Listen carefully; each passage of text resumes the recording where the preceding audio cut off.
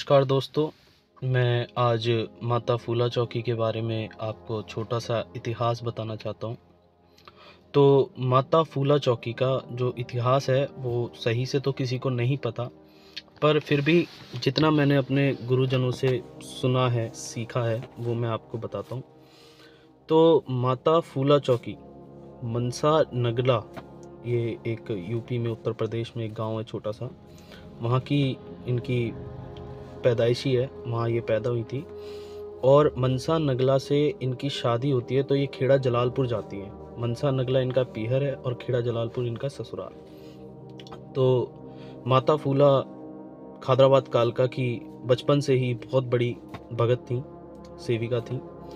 तो माता खादराबाद कालका की सेविका थी, और जब ये अपने ससुराल गई, अपने पीहर से, मनसा नगला से जब ये खेड़ा जलालपुर जाती हैं, तो वहाँ पर भी ये अपनी खादराबाद कालका की पूजा करती रहती हैं। तो माता फूला बहुत ही ज़्यादा सुंदर थी, बहुत ही खूबसूरत थी माता फूला। तो माता फूला इतनी सुंदर थी कि बहुत ही ज़्यादा। तो माता के 2 पुत्र भी हुए, रमजू और सुंदर, 2 पुत्र थे इनके।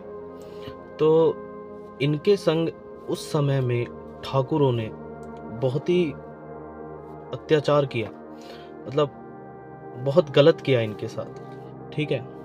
तो जब माता के संग इतना कुछ गलत हुआ और माता दुखी हो गई, तंग हो गई, इतना कुछ सहने के बाद, इतना दुख सहने के बाद, तो माता फूला ने खादराबाद कालका को याद किया और उनसे कहा कि मैया, अगर मैंने आपकी सच्चे मन से और श्रद्धा भाव से सेवा की है तो मुझे सती कर दो। तो जितना कहा उन्होंने, जैसे ही ये कहा तो उनके पैरों से लेकर उनके सर तक एक अग्नि प्रज्वलित हुई और माता फूला अग्नि में भस्म हो गई, मतलब सती हो गई।